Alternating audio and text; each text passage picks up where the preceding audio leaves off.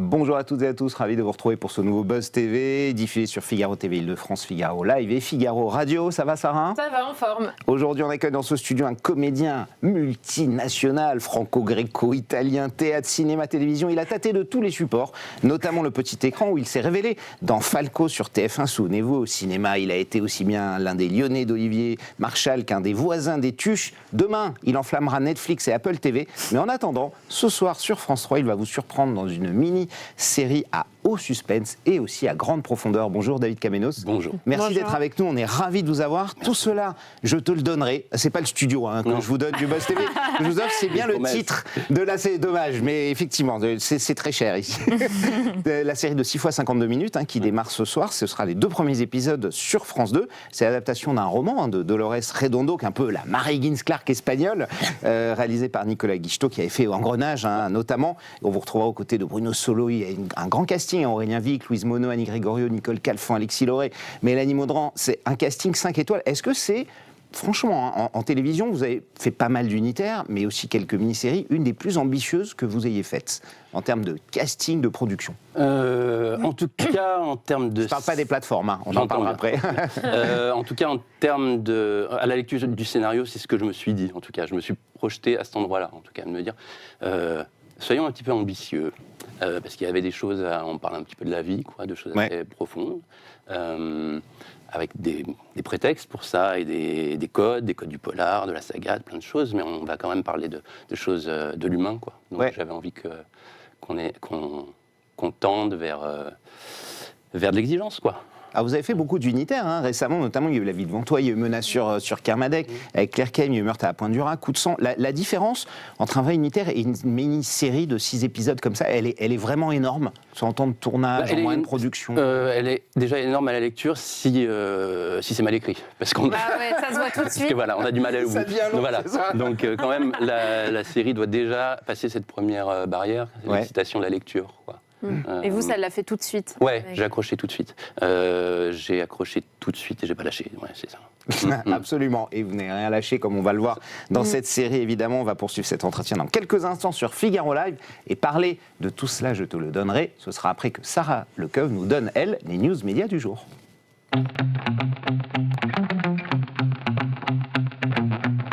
Une fois n'est pas coutume, ça, on démarre ces news médias avec le chiffre du jour. C'est le 4 aujourd'hui. Et oui, c'est comme le nombre de jurés qui composeront le prochain jury de Masked Singer qui revient bientôt sur TF1 avec toujours Camille Combal à la présentation.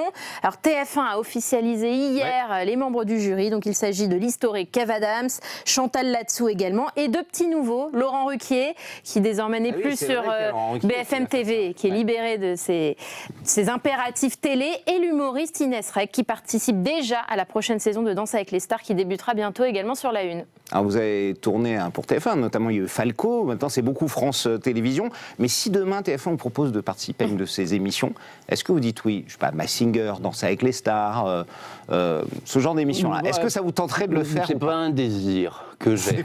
Non, j'aime jouer, et j'aime jouer dans un cadre de jeu pour moi qui est le plateau. Voilà, c'est en tout cas ce qui me... Vous dansez ou pas? Oui, je danse. On m'avait proposé Danse avec les stars. Ah ouais? Et vous aviez dit non?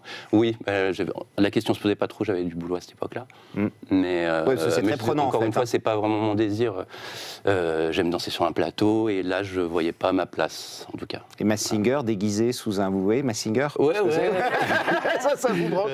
Pour l'instant, non. Non, voilà. Pour l'instant, non. Ah, on va pas. Vous chantez aussi ou pas? Ouais. Ah bah ça va. Vous pouvez tout faire en fait, David. Bon, TF1 gardera votre numéro au cas où un jour vous avez un peu moins de boulot.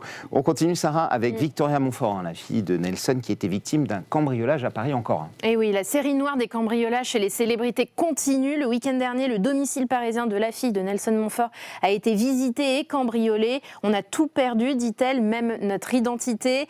C'est ce qu'elle a témoigné sur son compte Instagram. Alors selon Europe 1, le montant du butin s'élève à au moins 150 000 €. Alors il faut rappeler que depuis plusieurs mois, des tentatives de cambriolage, des cambriolages cambriolages, des homejacking ont lieu chez les stars. On peut citer Nico Saliaga, Cyril Lignac, Anne-Sophie Lapix, Jean-François Piège, qui ont tous été victimes. Absolument, et Bruno Guillon, qui lui a même été séquestré en plus gravement. Ligoté, ça vous effraie cette série noire de cambriolage? Est-ce que vous faites attention sur les réseaux, partout, de pas trop divulguer votre vie privée? Parce qu'on sait que, effectivement, ces gens sont très ciblés. Oui, après on parle de célébrité.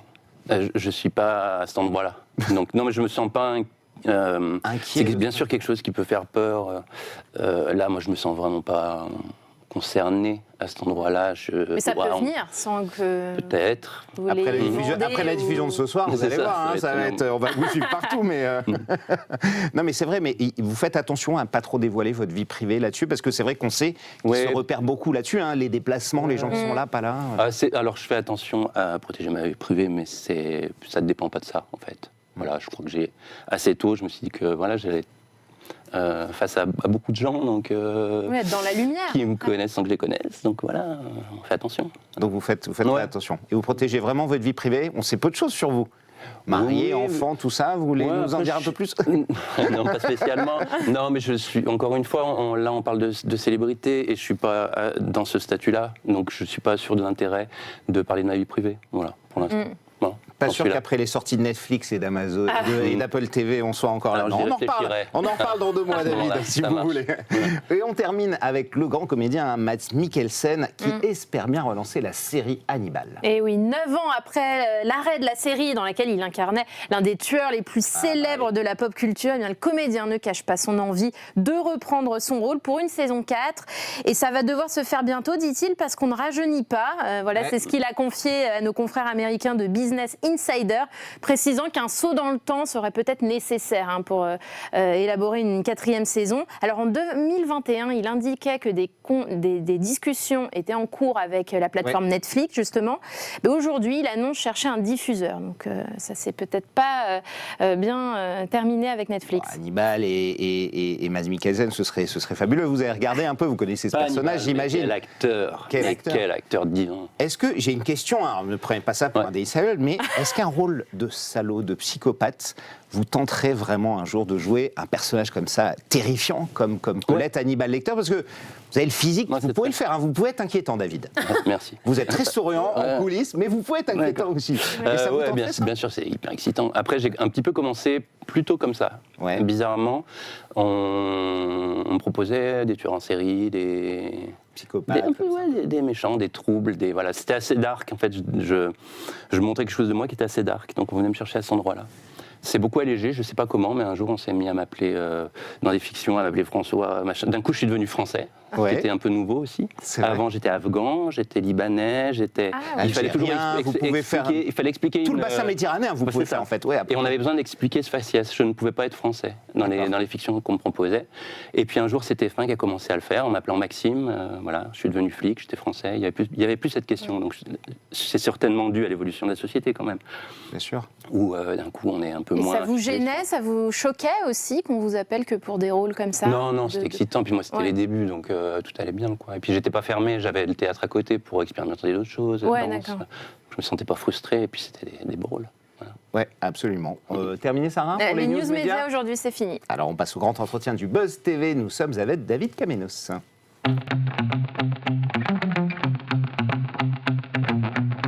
David, je l'ai dit, vous êtes à l'affiche de Tout cela, je te le donnerai, une mini-série passionnante, intrigante, forte. On voit la bande-annonce d'ailleurs ici en ce moment, 6 fois 52 minutes. Les 2 premiers épisodes, ce sera ce soir sur France 2 à 21h10. Donc je pitch un petit peu. Vous incarnez Manuel Ortigosa, qui est un célèbre écrivain parisien, qui apprend évidemment dès le début, totalement dévasté, la mort de son mari, Aymeric, dans un accident de voiture en Provence. Petit problème, votre mari était censé être en voyage d'affaires à Bruxelles, et quand vous descendez reconnaître le corps, vous découvrez en même temps une facette totalement inconnue de la vie de votre mari qui vous avait caché. Il avait hérité du domaine viticole familial qui vous revient désormais. Et ça va pas être du tout du goût de la belle famille qui, il faut le dire, ignorait même jusqu'à votre existence. Ouais. Alors tout le monde ignore tout dans cette histoire, je crois, parce que moi j'ignore qu'il est encore en lien avec sa famille. Donc on découvre au moment du deuil, au moment où tout explose, là, en plus, chacun tombe dans un gouffre. Qu'on découvre qui est Aymeric, quoi. C'est quelque chose qui m'a particulièrement touché dans le projet, c'est de parler du deuil à cet endroit-là. Et comment, dans le deuil... Chacun le vit et le perçoit, en fait. C'est très différent. Comment certains décident de s'accrocher à l'homme qu'ils croyaient connaître et à le figer dans ce qu'il voulait qu'il soit, en gros. Et le travail de Manuel, enfin le choix de Manuel, qui est peut-être d'aller découvrir qui était vraiment son homme, de faire le deuil de ce qu'il croyait de lui et d'aller découvrir qui il était. Vous avez déjà connu un deuil comme ça dans la vie? Comment vous avez préparé ce rôle? Est-ce que vous vous êtes appuyé sur des éléments de votre passé? Oui, après, c'est... comment dire... on n'a pas... Une actrice peut jouer Phèdre. Pas beaucoup d'actrices ont eu la vie de Phèdre, par exemple. Voilà, donc il y a une grande part d'imaginaire. Heureusement. Et puis c'est un petit peu justement le plaisir de ce métier-là. Après, d'aller...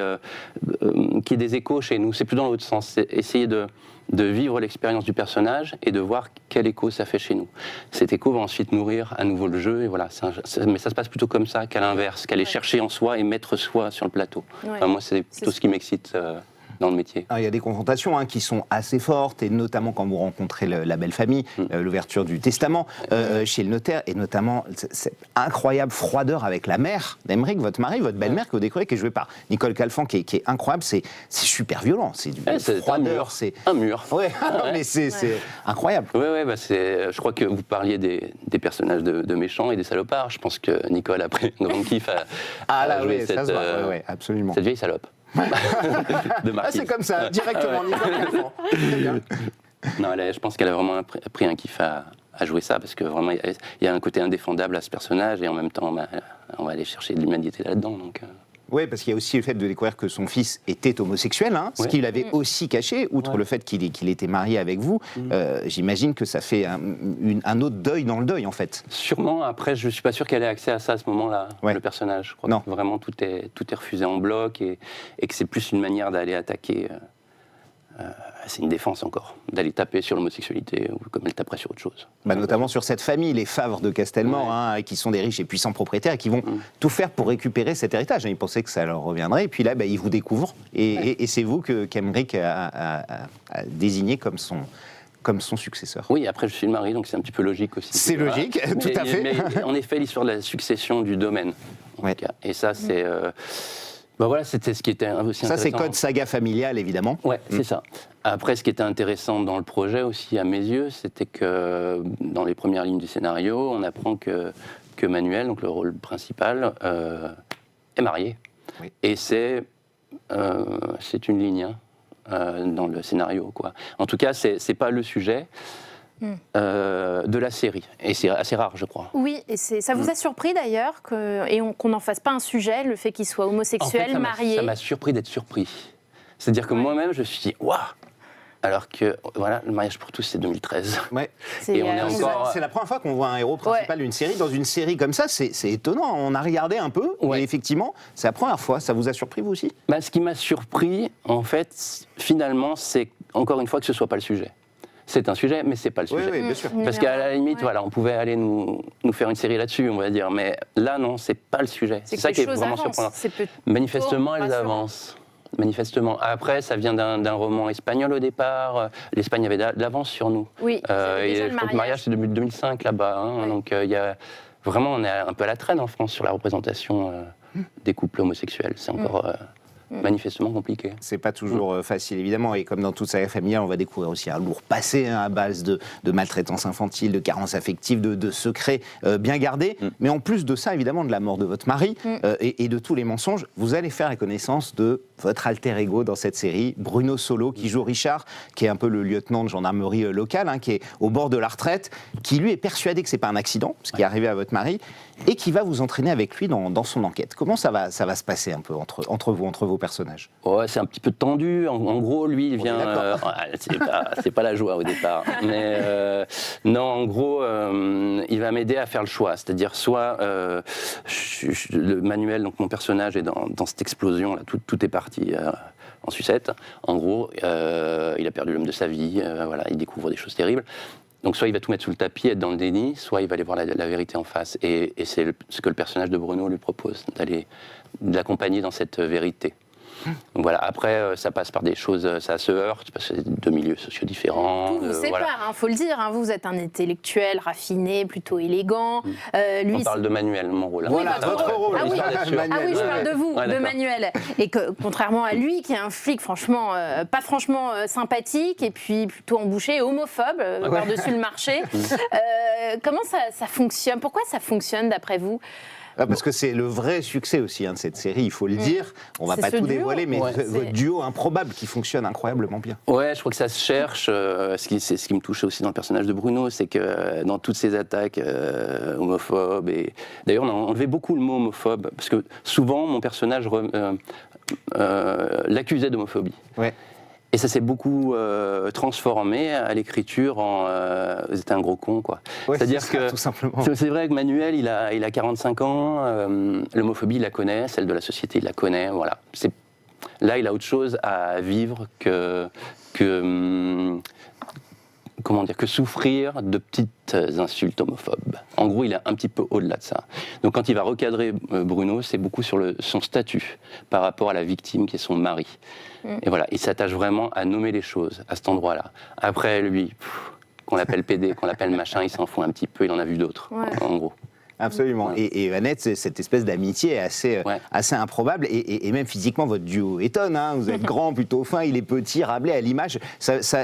Vous en êtes rendu compte quand vous tourniez cette espèce de dichotomie qu'il y avait entre vous assez la première bise qu'on s'est fait à la lecture. Quoi. Vous êtes dit là, ça va fonctionner. On n'a pas grand-chose à jouer, ça va se faire tout seul. C'est bon. Et vous aviez lu le livre? Non, j'ai pioché dedans, en fait.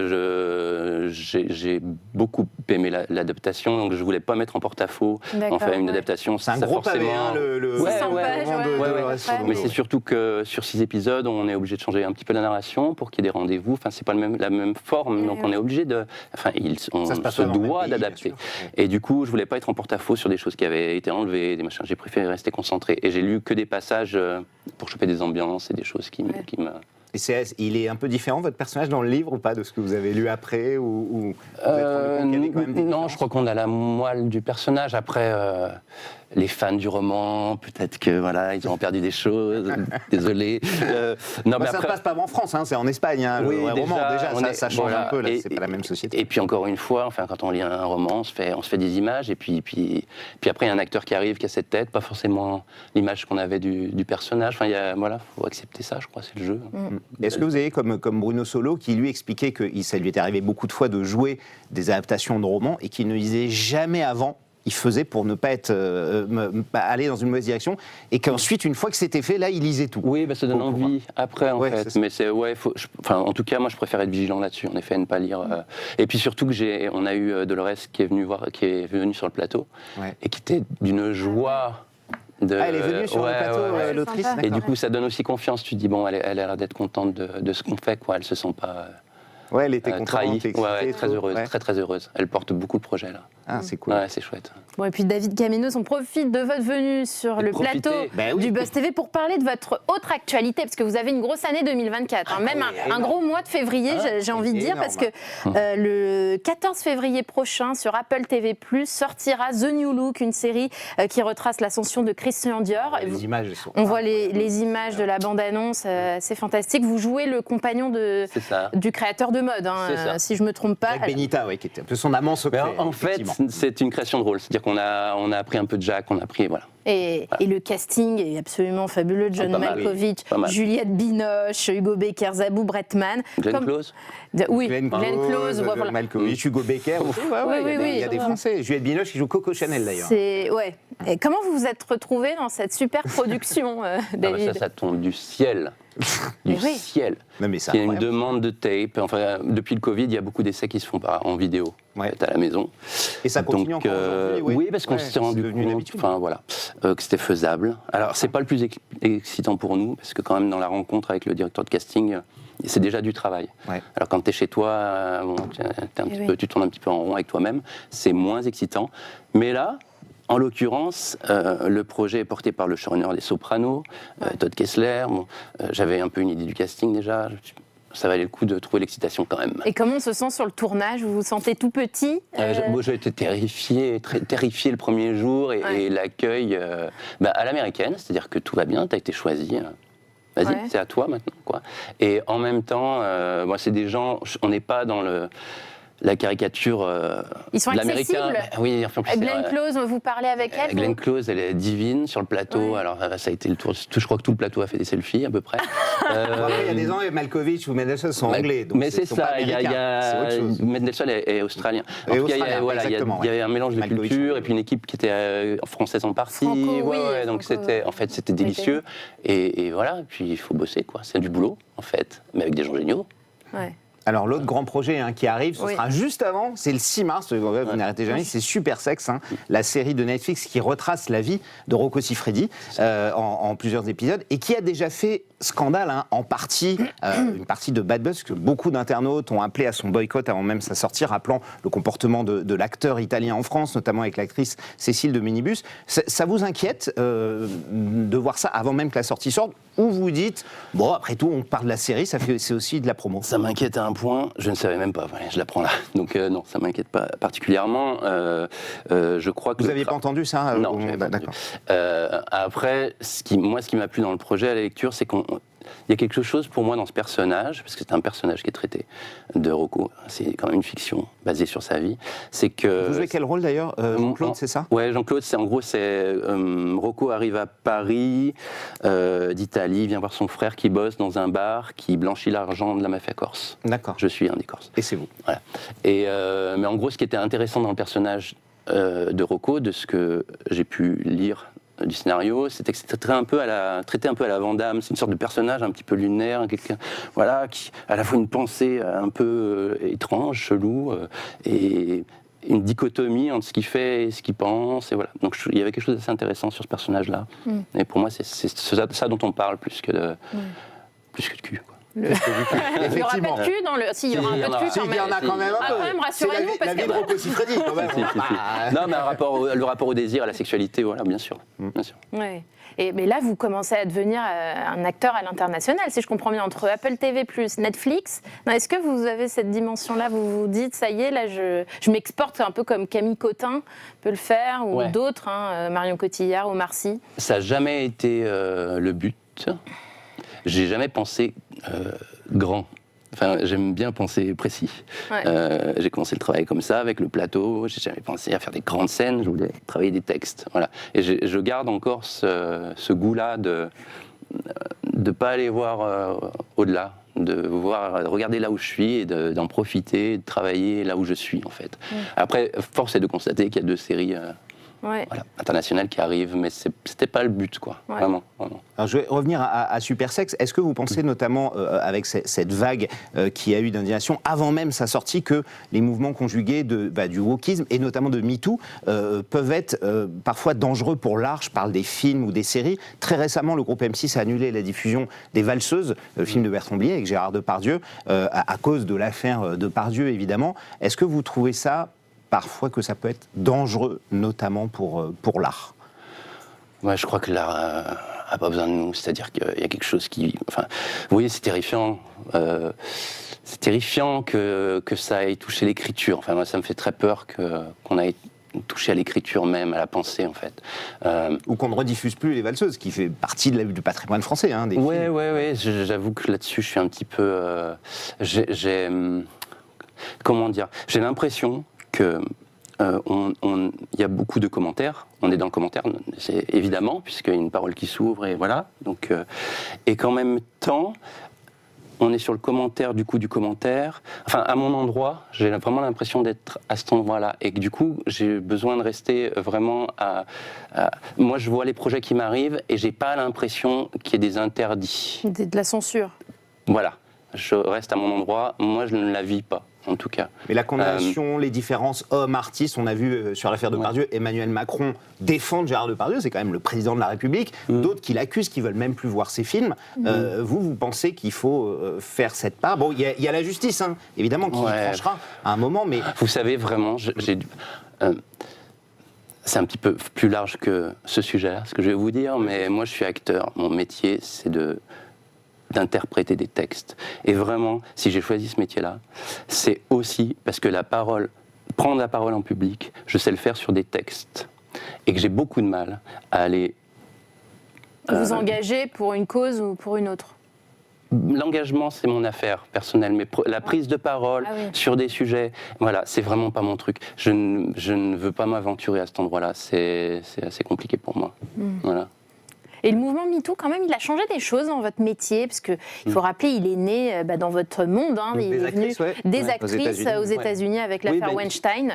Vous sentez une différence depuis? Oui, en plateau, il y a une différence concrète, c'est que, notamment sur Super Sex, mais sur tout le projet, il y a des référents intimité, donc dès qu'il y a une scène de nudité, Vous en avez une dans Super Sex? À chaque fois, il y en a. Vous avez des scènes de sexe et Non, j'en ai pas, mais je les ai vues sur le plateau, qui étaient là pour d'autres scènes. C'est encadré, en fait. Et puis, sur The New Look, à un moment, on voit un bout de ma jambe, et voilà, on ne savait pas si j'étais nu ou pas nu. Il y a une coordinatrice pour ça.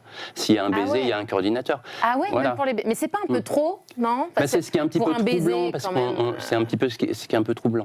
C'est que, encore, le baiser, j'exagère, pardon, ça se passe sur Apple, sur des choses comme ça, mais sur des séries françaises, on va avoir une coordinatrice si on mime une scène de sexe. Par contre, s'il y a un baiser... Baiser, non. Non. Alors que, quand même, on échange de la salive et des trucs, quoi. C'est hyper intime, quoi.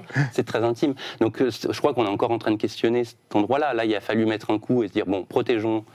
Il y a une sorte d'éveil, là, de se dire il faut protéger les gens, quoi. Donc, mais très concrètement, ils vous disent quoi pour un baiser? Dans quel sens on tourne la langue? Non, mais on t'appelle la veille déjà. On dit on est bien d'accord, c'est écrit au scénario. Est-ce que tu es bien d'accord pour le faire? Oui, je suis bien d'accord. Donc voilà, on va faire ça, ça va se passer dans ces conditions. Et voilà. En gros, c'est ça. D'accord, c'est très encadré. Merci David Camillos. On passe à notre dernière rubrique, au suivant.